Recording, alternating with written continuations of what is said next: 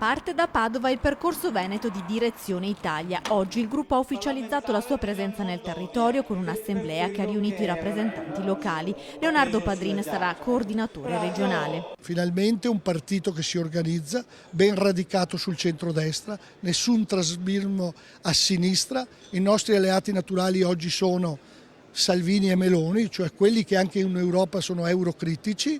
Noi non vogliamo cancellare l'Europa, questa Europa però deve cambiare. L'alleanza naturale con il centrodestra deve essere sostenuta dalle primarie, unico strumento per la scelta di un leader, dicono dal palco. Intanto a Padova si studiano le mosse in vista delle amministrative.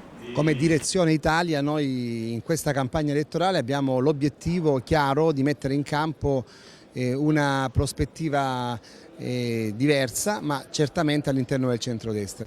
Presenti in prima fila Roberto Cruciato, coordinatore cittadino di Direzione Italia, l'ex consigliere comunale di Padova, l'unico della maggioranza a non aver firmato le dimissioni che hanno portato alla caduta di Bitonci, potrebbe essere il papabile candidato sindaco di Direzione Italia, manca solo la conferma. Noi abbiamo le idee chiare a Padova, presenteremo una lista come presenteremo in molti comuni del Veneto. Siamo partiti da un pezzo, oggi celebriamo questa partenza ed è una tappa ulteriore. Possiamo dire da soli al primo turno dunque?